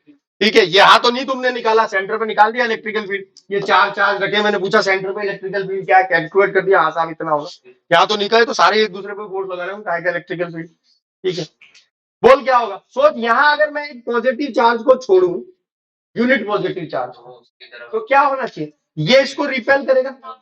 अगर ये अकेला होता तो इसको करके पहुंचा देता, लेकिन होगा क्या, जैसे जैसे ये इसकी तरफ जाएगा, इधर अट्रैक्ट होने लग जाएगा, तो अल्टीमेटली क्या होगा, लाइन क्या होगी आपकी, ऐसे हो जाएगी क्या? अरे हाँ ना बोल। यहाँ छोड़ोगे तो क्या होगा, ऐसे। यहाँ छोड़ोगे तो क्या होगा, ऐसे, यही होगा। इधर छोड़ोगे तो बेसिकली इसका इन्फ्लुएंस इससे ज्यादा होगा, बात समझ रहे हो, इसके पास है, इसका इन्फ्लुएंस क्या होगा, इससे ज्यादा हो, क्या होगा? बेसिकली बोल, लाइन ऐसे कुछ हो जाएगी, यही होगी, ऐसे कुछ हो जाएगी, यही होगा, ये ये ये यहाँ पर लाइन है, ऐसी ही कुछ कुछ, बस एरो अंदर की तरफ है ना। ओके, ये क्या हो गया, एक पॉजिटिव एक नेगेटिव का इलेक्ट्रिकल फील्ड हो गया। क्लियर बेटा? आई बात समझ में? अब सोच एक पॉजिटिव और दूसरा भी पॉजिटिव, अब बता इनका, अरे ये तो एक दूसरे को रिपेल करेंगे, इनसे क्या लेना देना हमको, हम तो इलेक्ट्रिकल फील्ड समझ रहे हैं इनका। ठीक है, बोल क्या होगा, अगर एक पॉजिटिव चार्ज छोड़ू यहाँ पर, अगर ये अकेला होता तो ऐसे चला जाता, ये इसको ऐसे मोड़ देगा, तो क्या हो जाएगी लाइन, ऐसे ऐसे ऐसे ऐसे। इधर वाली लाइनों पर ज्यादा फर्क नहीं पड़ता, ध्यान रखना, इधर वाली लाइनें क्या होगी, बेसिकली ऐसे हो जाएगी। ठीक है बेटा? ओके, ये इनका इलेक्ट्रिकल फील्ड बन जाएगा क्या? एक एक लाइन और बना दे ताकि सुंदर लगे। ठीक है, अगर दोनों नेगेटिव होते तो होता एरो इन्वर्ट बन जाता। ठीक है, तो बेसिकली हमको ये समझना है कि इलेक्ट्रिकल फील्ड का डिस्ट्रीब्यूशन कैसे होता है, कैसे समझना है?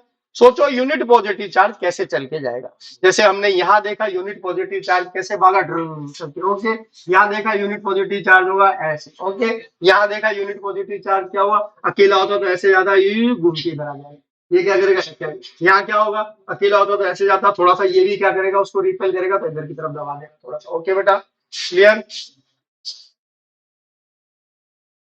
ये हमारे पास हुए, ये बना लो, ये है पॉजिटिव और negative planes, positive and negative planes near, ये है positive and positive placed near. ये चारों अरेंजमेंट बना लो, और अरेंजमेंट कैसे ड्रॉ करते हैं इसको समझने की कोशिश करो कि कैसे इलेक्ट्रिकल फील्ड को परसीव करते हैं, कैसे अज्यूम करते हैं। यूनिट पॉजिटिव चार्ज का पाथ देखते हैं कि कैसा होना चाहिए। इसको बनाना क्या बहुत मुश्किल काम है? तो फिर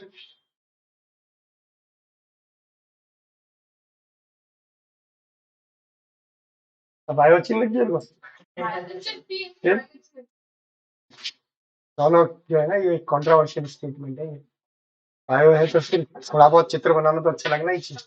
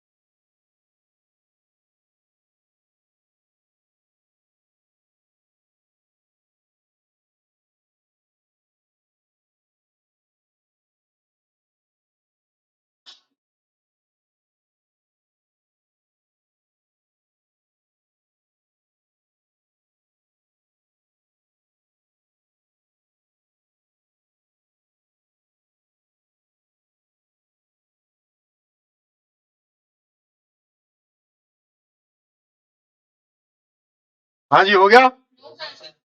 अरे 4 चित्र बनाने में इतना टाइम, समझ रहे हो चित्रों को?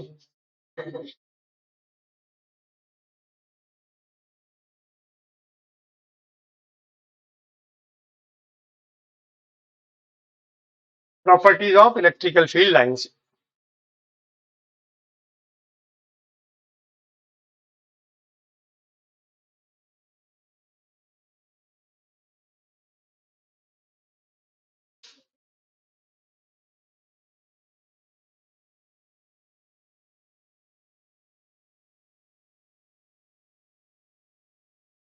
बना लिया पहले वाला सबने?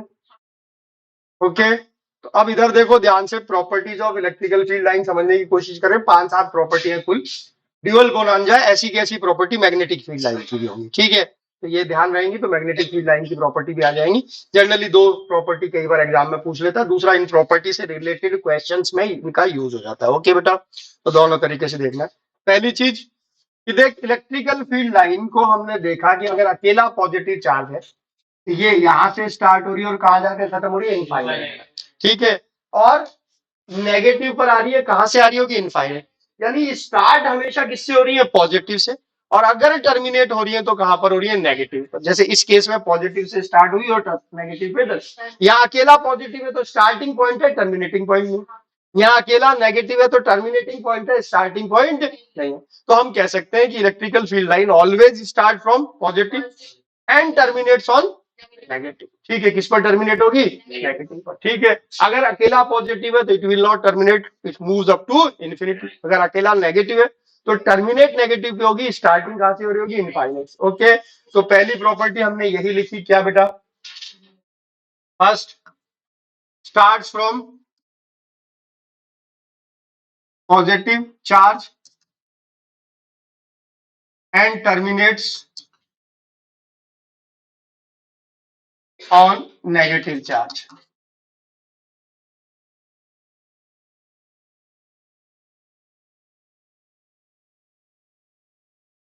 क्लियर बेटा?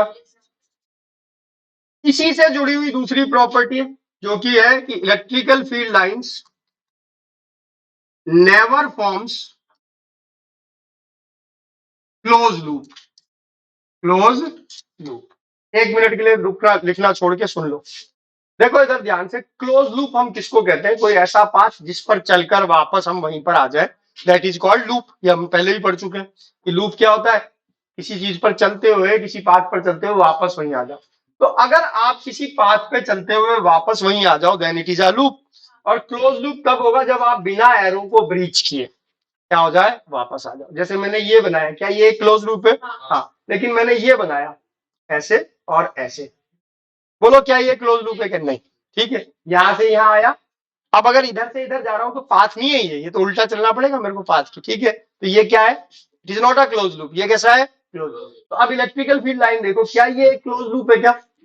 नहीं, ठीक है? लूप तो है but it is not close loop. Electrical field line कभी भी क्लोज लूप नहीं बनाएगी। क्यों नहीं बनाएगी? कारण सीधा सा है, क्लोज लूप तो तब बनाती जब नेगेटिव से स्टार्ट होना अलाउ होता। इसको नेगेटिव से स्टार्ट होना कभी भी अलाउड नहीं। ये तो हमेशा किससे स्टार्ट होगी, पॉजिटिव से, और टर्मिनेट किस पे होगी, नेगेटिव में। इसलिए हम कहते हैं electrical field line never forms close. याद रखना, जब हम मैग्नेटिक फील्ड लाइन की प्रॉपर्टी पढ़ेंगे, यही एकमात्र प्रॉपर्टी है जो दोनों में अंतर है, ठीक है? इलेक्ट्रिकल फील्ड लाइन कभी क्लोज लूप नहीं बनाती और magnetic field line always close loop बनाती है। आपने 10th क्लास में पढ़ा भी होगा कि मैग्नेट के अंदर लाइन है साउथ से नॉर्थ चलती, ठीक है ना? बाहर तो क्या चलती है, नॉर्थ से साउथ। मैग्नेट के अंदर किधर चलती है, साउथ से नॉर्थ। इसलिए मैग्नेटिक फील्ड लाइन हमेशा क्या बनाएंगी, और इलेक्ट्रिकल फील्ड लाइन कभी भी। ओके, एक यही एकमात्र फील्ड लाइनों का अंतर होगा, बाकी यू क्यू प्रॉपर्टी वहां उठा के कॉपी कर सकते हैं, ठीक है? आज ही हम मैग्नेटिक फील्ड लाइन की प्रॉपर्टी लिख सकते हैं कि मैग्नेटिक फील्ड लाइंस जो होंगी वो डिट्टो है प्रॉपर्टी, सिर्फ अंतर किसमें, एक में। Electrical field lines never forms close loop, magnetic field lines always. कोई कारण पूछे इलेक्ट्रिकल फील्ड लाइन क्यों नहीं बनाती, क्या कहेंगे, always starts from positive and terminates on. Clear बेटा? क्यों नहीं होती, ठीक है बेटा? ये सवाल का जवाब दे पाना बड़ा मुश्किल काम है। देखो फिजिक्स क्या करती है, बेसिकली उन चीजों को समझाने की कोशिश करती है जो हो रहा है। जैसे आप ये कहो कि भाई पॉजिटिव चार्ज और नेगेटिव चार्ज क्यों अट्रैक्ट करते हैं, अट्रैक्ट करते हैं ये तो हमने नेचर में देख, क्यों करते हैं, क्या इस चीज का जवाब हम दे पाएंगे? नहीं। दो मास एक दूसरे को अट्रैक्ट करते हैं, हमने सब कुछ चीज लिख दिया, फोर्स की कैलकुलेशन भी लिख दी, न्यूटन ने सब कुछ कह दिया, भाई एप्पल धरती पर गिरा, जो एप्पल को अर्थ ने क्या किया, अट्रैक्ट किया, क्यों किया? ठीक है, तो क्यों का जवाब फिजिक्स के पास नहीं होता। फिजिक्स की जो डेफिनेशन हमने पहली क्लास में पढ़ी थी, वो भी हमने ये कहा था कि ये क्या करती है, जो नेचुरल फिनोमिना है उनके पीछे के उनके क्या बनाती है, थ्योरी बनाती है, उनको एक्सप्लेन करती है, रीजन नहीं पता कर सकते हम। ठीक है, तो रीजन जो है it is a very complex, वो कि क्यों हो रहा है ऐसे करके। ठीक है, तो हमने ये देखा, ये समझ में आ गया हमको भी, इलेक्ट्रिकल फील्ड जो है नेगेटिव चार्ज पे, अगर आप ये कहो कि भाई नेगेटिव चार्ज से स्टार्ट होगी, ठीक है, तो नेगेटिव चार्ज से स्टार्ट होने का मतलब यहां पर पॉजिटिव चार्ज को छोड़ने से ये ऐसे जाएगा, ठीक है, जाएगा, यानी ये इसको क्या कर रहा होगा, रिपेल कर रहा होगा। नेचर में रिपेल करता ही नहीं, हमेशा क्या करता है, अट्रैक्ट करता है। तो अट्रैक्ट करता है तो नेगेटिव चार्ज पे तो लाइन हमेशा ऐसी आनी चाहिए, unit positive charge negative charge की तरफ ही आना चाहिए, आना चाहिए। तो इलेक्ट्रिकल फील्ड लाइन हमने क्या कहा, यूनिट पॉजिटिव चार्ज का पाथ है। ठीक है, तो ये ऐसे ही आना चाहिए। ठीक है, तो ऐसे आना चाहिए, यानी इसका मतलब हमेशा टर्मिनेटिंग होनी चाहिए। ठीक है, लेकिन फिर भी हम, जैसे हमसे कोई आज बड़ा सा सवाल ये पूछे भी, दो चार्जेस एक दूसरे को अट्रैक्ट क्यों करते हैं, रिपेल क्यों करते हैं, लाइक चार्ज रिपेल क्यों करते हैं, ठीक है, इसका कोई हमारे पास फिलहाल आंसर नहीं होता। ठीक है, हाँ ये हमें पता है रिपेल करते हैं, हमने नेचर में देखा कैसे रिपेल करते हैं, ये फॉर्मूला है, कब कितने उससे रिपेल करेंगे, यहाँ रख दूंगा तो क्या हो जाएगा, ये रिपल्शन क्या होगी, ये सब हमारे पास कैलकुलेशन। ठीक है, नेचुरल फिनोमिना का एक्सप्लेन करती है, क्लियर बेटा, जो हो रहा है उसको एक्सप्लेन करती है। ठीक है बेटा, क्लियर। नंबर 3, हाँ बेटा, क्या घर चला दूं, एक चला दो, ठीक है, या वो पीछे वाला चला दो, पीछे वाला चला दो, ठीक है, ओके, एक चला लो बस, ज्यादा मत चलाओ, एक दो, एक ये चल ही रहा है, अरे एक ही चला लो, इतने ही बहुत है। ठीक है, धीरे धीरे वो करो, ओके, ये समझ में आ गया, क्लियर। अब देखो अगली property,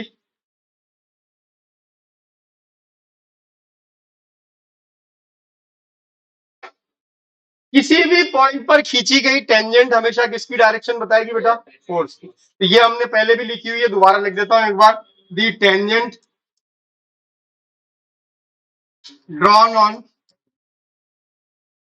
electrical field line at any point, पहले भी लिखी है, वो क्यों लिख रहा हूं, at any point shows direction of field,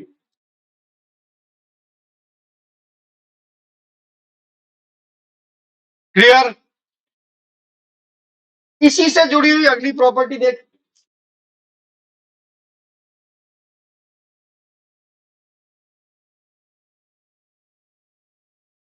अरे पहले लिखी थी ना, डेफिनेशन में लिख दी थी तुमने, लिख लिया।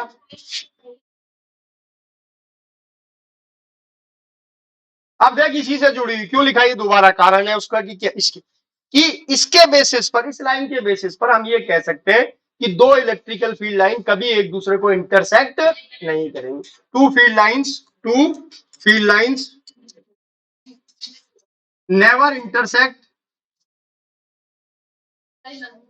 ईच अदर, क्यों नहीं कर सकती, क्योंकि भाई अगर इंटरसेक्ट करेंगी तो दो टेंजेंट ड्रॉ की जा सकती है। ठीक है, क्लियर।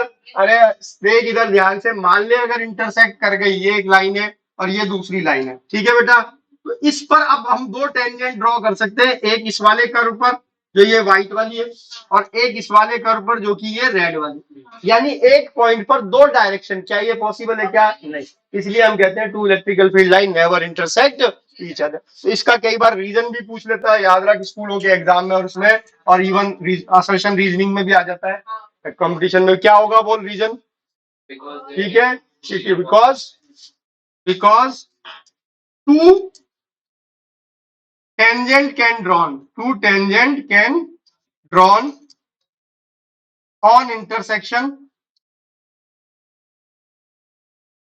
which shows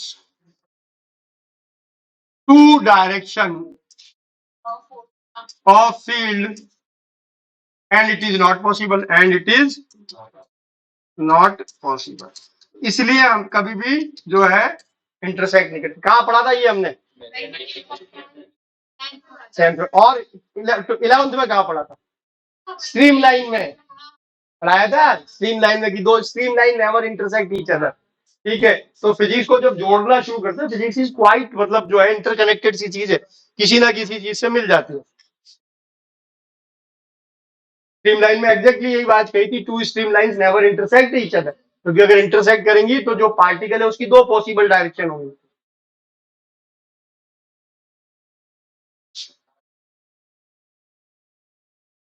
हो गया? चल अब अगली देख, लास्ट प्रॉपर्टी। लिख लिया सबने? ठीक है, इधर देख, मान ले ये हमारे पास एक पॉजिटिव चार्ज है। ठीक है बेटा, इसका इलेक्ट्रिकल फील्ड हमने बनाया, कुछ ऐसा बना। यही होगा, एक ही तरफ बना रहा हूं, बाकी नहीं बना। इधर देख लेना सब लोग। ठीक है, यहां मैंने एक पॉइंट लिया कोई, जो कि इससे इतनी डिस्टेंस पर है, यहाँ एक छल्ला रखा है ऐसे। अब मैंने क्या किया, इस छल्ले को यहाँ ले गया। ये लाइनों को थोड़ी आगे बढ़ा देता हूँ। बोल, पहले इसमें से कितनी लाइनें गुजर रही थी? 3। अब कितनी गुजर रही है? 1। एक्चुअली में बहुत सारी होंगी, तो मैंने ऐसे ही बना रखा। ठीक है, मतलब लाइनें कम हो गई। हो गई क्या? अब सोच, अगर मैं पूछूं ये पॉइंट 1 है और ये पॉइंट 2 है, इलेक्ट्रिकल फील्ड किस पर ज्यादा होना चाहिए? हमारे पास सबको पता है KQ/R² होता है, जहां डिस्टेंस कम है वहां इलेक्ट्रिकल फील्ड क्या होगा? ज्यादा होगा। तो जहां इलेक्ट्रिकल फील्ड पावरफुल होता है वहां लाइनें पास पास होती है, और जहां इलेक्ट्रिकल फील्ड वीक होता है वहां लाइनें क्या हो जाती है? दूर दूर होती है। ओके, तो हम ये कह सकते हैं कि नंबर डेंसिटी या जो है density of electrical field line represents the strength of electrical field. कि अगर इलेक्ट्रिकल फील्ड लाइन डेंसर है, इसका मतलब इलेक्ट्रिकल फील्ड स्ट्रांग है। ओके, अगर इलेक्ट्रिकल फील्ड लाइनें रेयरर है, कंपेरेटिवली दूर दूर है, तो इसका मतलब इलेक्ट्रिकल फील्ड उस जगह क्या है बेटा? वीक है। क्लियर बेटा? ठीक है, तो अगली प्रॉपर्टी हमको यही देखनी है, क्या? The density of electrical field line represents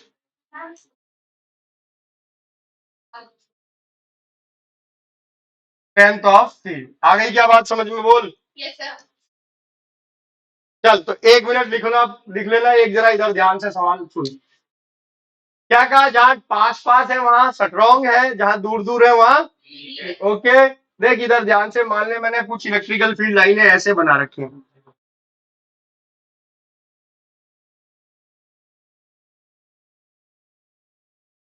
ये मैंने कुछ इलेक्ट्रिकल फील्ड लाइनें रिप्रेजेंट कर रखी है, और मैंने आपसे 3 रीजन कहे, एक ये वाला, एक ये वाला, ये वाला। यहाँ इलेक्ट्रिकल फील्ड E1 का, यहाँ E2 का, और यहाँ E3 का। बोल इनका असेंडिंग ऑर्डर क्या होगा? E1 E2 E3 ascending order. Descending क्या होगा? उल्टा होगा। सबसे पावरफुल कौन है इनमें? E3। फिर कौन है? E2। फिर कौन है? E1। कैसे पता लगा? लाइन पास पास है। ओके बेटा, तो हम क्या लिख सकते हैं? E3 is greater than E2 and E2 is greater than E1। Clear बात? अरे लिखने की जल्दी मत करो। अब सोच, अगर मान ले कोई इलेक्ट्रिकल फील्ड यूनिफॉर्म हो, जैसे इस कमरे में ऐसा एक इलेक्ट्रिकल फील्ड है जिसकी स्ट्रेंथ हर जगह सेम है, तो बोल उसकी फील्ड लाइनें कैसी होनी चाहिए? पैरेलल। क्या होनी चाहिए? पैरेलल, ना पास आए ना दूर जाए। ठीक है, तो यूनिफॉर्म इलेक्ट्रिकल फील्ड हम बार बार बनाएंगे। यूनिफॉर्म इलेक्ट्रिकल फील्ड हमेशा कैसे बनाए जाएंगे बेटा? पैरेलल लाइन से। किससे बनाए जाएंगे? तो जहां पर भी यूनिफॉर्म इलेक्ट्रिकल फील्ड हमें ड्रॉ करना होगा वहां लाइनें हमारी कैसी होंगी? पैरेलल। ताकि क्या? हाँ बेटा, यूनिफॉर्म इलेक्ट्रिकल फील्ड ही पूरा पढ़ेंगे हम आगे, मान के चलो। ठीक है, तो यूनिफॉर्म इलेक्ट्रिकल फील्ड हमेशा क्या होगा बेटा? Parallel line. ठीक है, तो ये ध्यान रखना, parallel line represents uniform field. Parallel lines represents uniform field. आ गई क्या बात समझ में? अरे हाँ ना बोल। चल अच्छा, 1 मिनट के लिए। अच्छा तो देख लो पहले। ठीक है।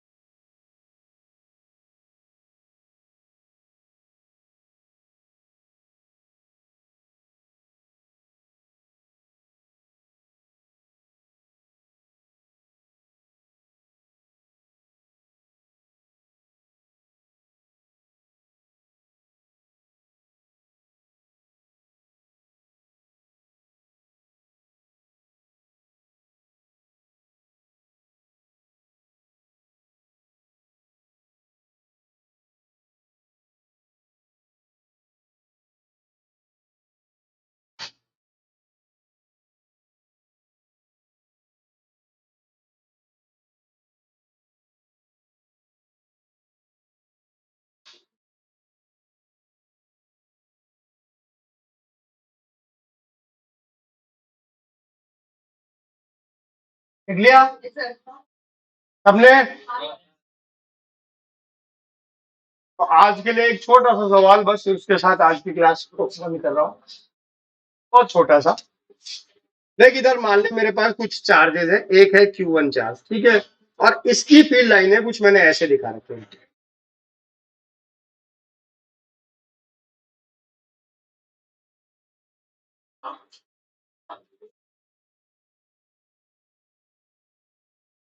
एक कोई चार्ज मैंने रखा है Q2,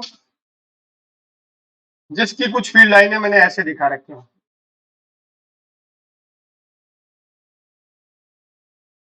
एक मैंने रख रखा है Q3, जिसकी फील्ड लाइनें मैंने ऐसे दिखा रखी हैं।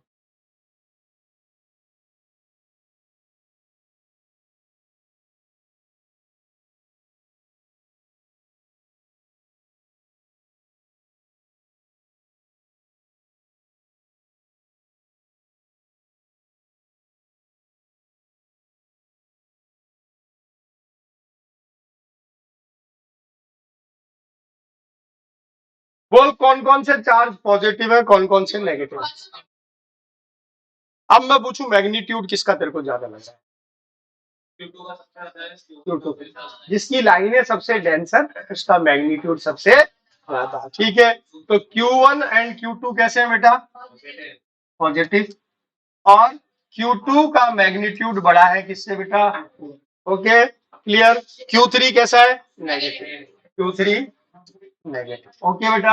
और मैग्नीट्यूड वाइज इन दोनों से भी छोटा लग रहा है क्योंकि लाइनें बहुत कम। तो लाइनें जहां डेंसर हो वहां पर चार्ज का मैग्नीट्यूड क्या है, ज्यादा, जहां रेयर। अब कल हम कंडक्टर और वो पढ़ेंगे इलेक्ट्रिकल फील्ड लाइनें।